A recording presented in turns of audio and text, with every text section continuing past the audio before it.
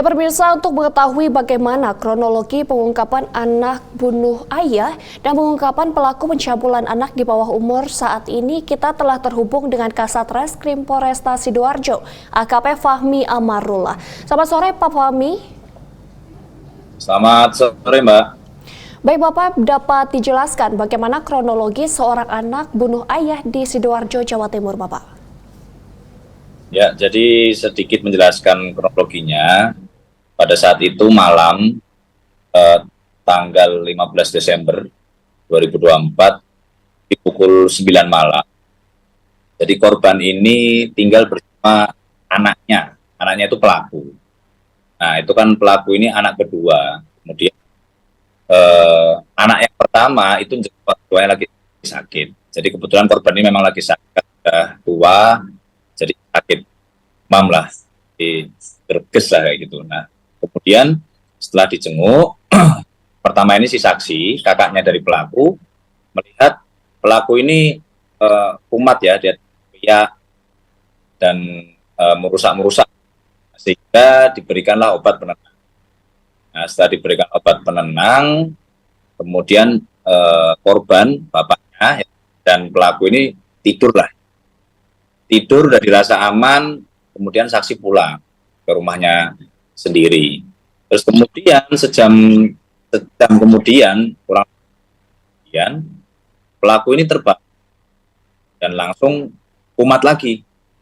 Nah, sesaat setelah dia kumat, dia langsung cari bapaknya, dia langsung ambil parang ya, sabit ya, kemudian langsung melakukan penganiayaan terhadap ayah kandungnya sendiri, ya, ini dalam hal ini korban. Kemudian telah dilakukan penganiayaan hingga korban bersimbah darah dan terdapat banyak luka tusuk di area leher maupun di area badan. Kurang lebih begitu, Mbak. Baik Bapak, apa yang menjadi pemicu kasus pembunuhan tersebut Bapak? Ya, kalau pemicunya kepada pelaku sendiri belum kita bisa minta keterangan karena kepada yang bersangkutan sementara masih dilakukan pendalaman terkait kejiwaannya. Jadi untuk dari keterangan para saksi kita bisa menyimpulkan bahwa memang pelaku ini terdapat gangguan jiwa. Jadi kumat, tiba-tiba marah, tiba-tiba merusak barang. Sementara itu, Mbak. Baik Bapak, sejak kapan pelaku terindikasi mengalami gangguan jiwa Bapak? Ya, jadi pelaku ini terindikasi gangguan sejak sempat cerai dengan, ya kalau kami lihat dari terakhir ada kartu berobat, ya berobat terkait kejiwaan itu bulan Maret 2024. Baik Bapak, apakah pembunuhan tersebut sempat diketahui oleh warga sekitar Bapak? Ya, jadi di itu lebih pukul 11 malam itu memang gaduh, Mbak. Jadi kan karena dia ini juga sudah kumat, kemudian di rumahnya itu timbul suara gaduh lah, sehingga tetangga sebelah itu melihat loh, kok berisik ini malam-malam. Nah, sehingga diketahuilah oleh Pak bahwa memang di rumah itu sedang terjadi peristiwa penganiayaan. Baik Bapak, apakah korban tewas di tempat kejadian dan terdapat luka di bagian mana hingga korban ini tewas Bapak? Ya Mbak, jadi korban ini sesaat itu setelah dicek sudah tidak bernyawa dan memang luka ini banyak, Mbak, ya. Jadi luka bacok di area leher dan badan sebelah dada dan kepala. Baik Bapak, sementara itu Satreskrim Polresta Sidoarjo juga melakukan pengungkapan pelaku pencabulan anak di bawah umur. Lalu bisa dijelaskan Bapak?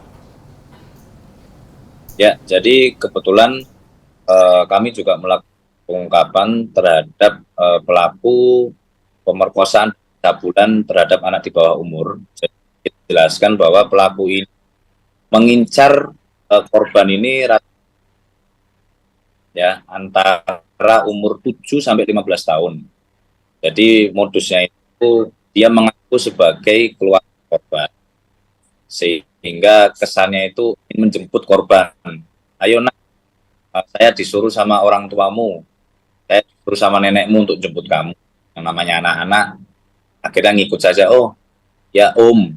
Setelah anak tersebut naik di motor, kemudian pelaku itu sampaikan, mampir ke kos-kosan dulu, saya mau ngambil uang. Akhirnya ngikut, ternyata sampai kos-kosan, kemudian dari dalam dikunci pintunya, dan kunci langsung disimpan oleh pelaku. Dan kemudian langsung pelaku menyuruh korban untuk buka pakaiannya, dan korban menolak, namun pelaku mengancam, kalau kamu teriak, saya bunuh kamu. Sehingga pelaku sudah tidak ada kuasa untuk menolak, dan pelaku melakukannya, ya ini melakukan perbuatan cabul kan sampai ke pemerkosaan. Demikian, Mbak. Baik Bapak, adakah indikasi pelaku melakukan pencabulan kepada korban yang lain, Pak? Ya, jadi berdasarkan serangkaian tindakan penyelidikan yang kami lakukan, kita juga cek TKP maupun para saksi bahwa ada kurang lebih 10 TKP, ya, 10 TKP pelaku ini, ya, salah sebagian besar di wilayah Sidoarjo, dan 2 lainnya di wilayah Surabaya. Namun sampai saat ini masih kita lakukan pendalaman, mungkin masih ada diketahui untuk TKP. Demikian. Baik Bapak, lalu apa pesan kepada masyarakat agar melapor ke kepolisian terdekat jika ada potensi gangguan Kamtibmas di lingkungan, Pak? Ya, terutama untuk para orang tua dulu, Mbak. Untuk para orang tua punya anak, apalagi anak memang masih di bawah umur, ya di bawah 18 tahun. Kalaupun memang tersebut sedang dalam pengawasan sekolah, jangan pernah mempercayakan kepada orang lain. Jadi kalau bisa konfirmasilah dulu kepada orang tua, ya. Kalau memang ada orang yang mengaku sebagai keluarga korban, minimal sekolah juga bisa memberitahukan dulu ke orang tua. Orang tua juga aware, jangan sampai anak-anak ini ya belum tahu apa-apa jadi korban. Demikian, Mbak. Baik, terima kasih Kasat Reskrim Polresta Sidoarjo AKP Fahmi Amarullah telah bergabung bersama kami di Polri TV, dan salam presisi. Terima kasih, Mbak. Salam presisi.